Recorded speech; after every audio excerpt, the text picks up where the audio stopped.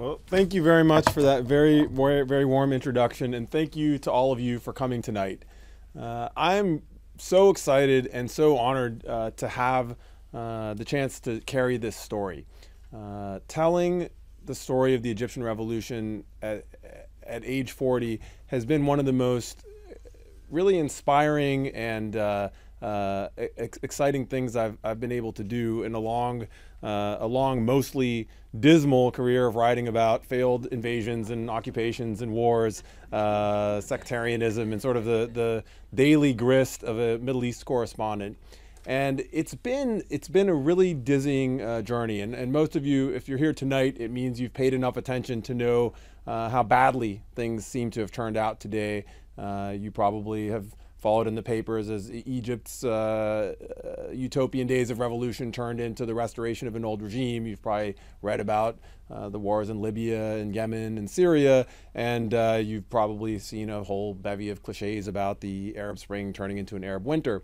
Tonight, I want to take you back to the beginning of this historical process that exploded open onto the consciousness of the world in Tunisia in December 2010, and then more, I think, cinematically and more intensely with Tahrir Square in January 2011. And I want to talk a little bit about the arc of history that we're watching unfold, because lost in the daily politics, the again, very depressing scorecard of repressive regimes and versus dissidents, the toll in thousands imprisoned for free speech offenses, lost in that numbers game is the realization that today we're watching a new kind of politics and a new kind of world being built in the Arab world, being invented by Arab citizens who have taken charge of their own destiny after literally generations, half a century or more,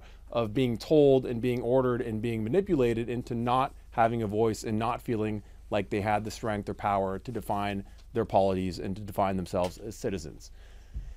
When they say 500,000 people, but when the hundreds of thousands of people poured in Tahrir Square on January 25th, 2011, I was far away. I was in New York City. I had been covering the Arab world for almost a decade. I had chronicled firsthand the mishaps and tragedies of the U.S. invasion and occupation of Iraq.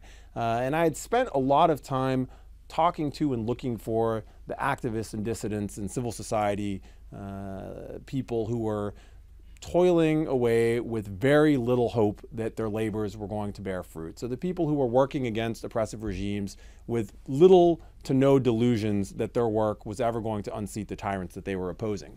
I had talked to these people furtively in cafes, sometimes in places where they were able to speak quite openly because the regimes didn't take them seriously.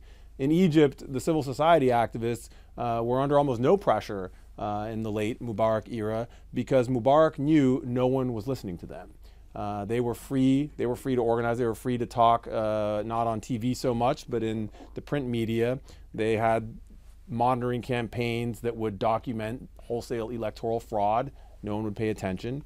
They would organize small demonstrations, 100 people maybe outside the courthouse, and 2,000 police surrounding them to keep them cordoned off from the public.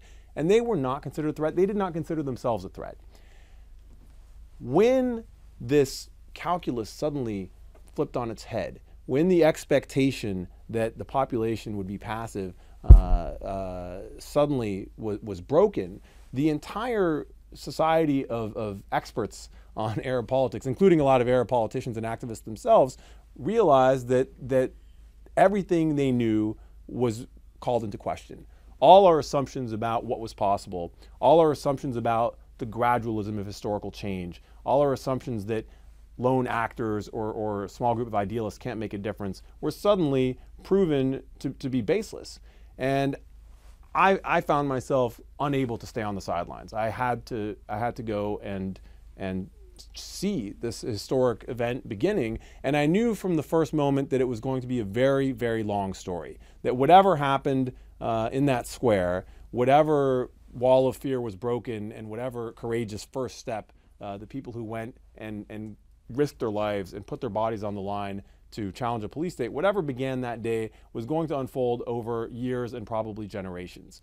as soon as I got there, I sought out the people who understood that the game they were in was a political game, and who were trying to turn that moment of euphoric people power into some kind of lasting political order and political movement.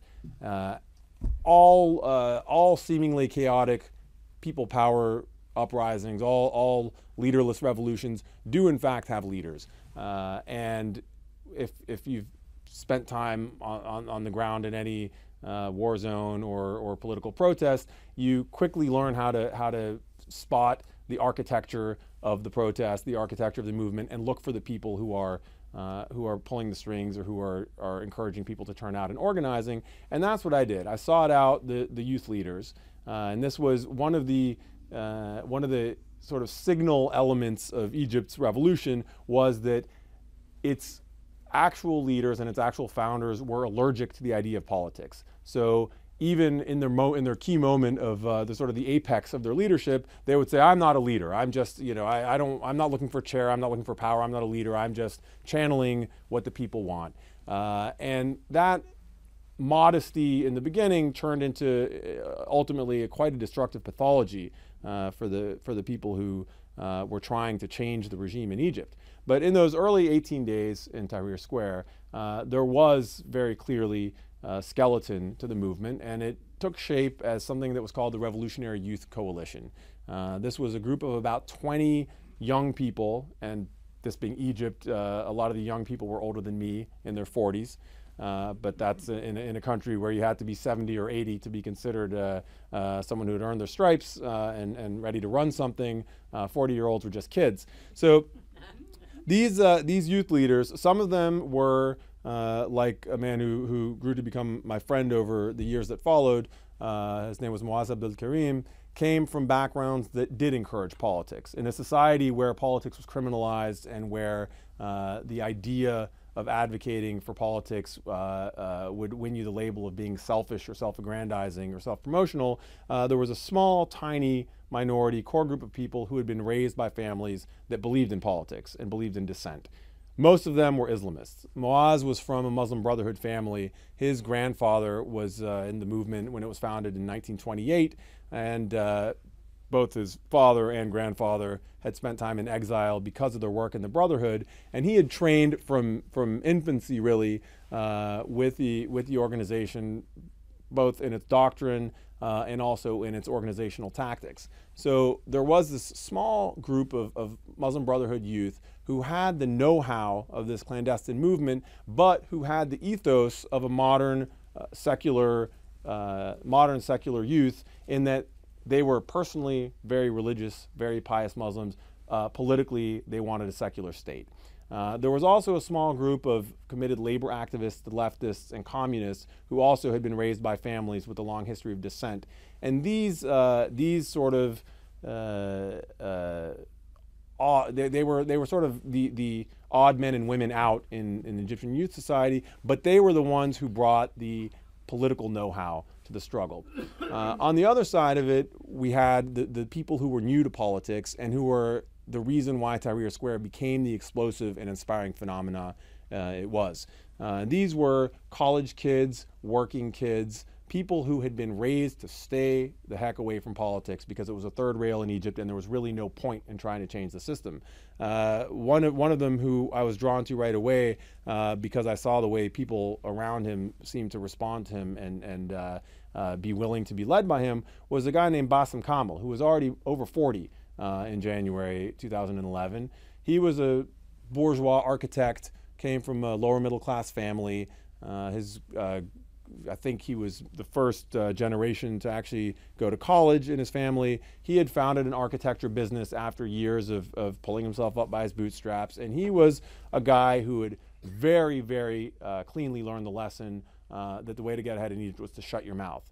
His father had spent years in prison under Nasser for the crime of belonging to the Boy Scouts. And a lot of Boy Scouts happened to be Muslim brothers. This guy was anti-Muslim brother secularist, but during one of the many roundups, he ended up in prison for nearly 3 years. And the lesson he passed on to his children from this was, do not say a word about our government, our president, our politics. It'll get you nowhere.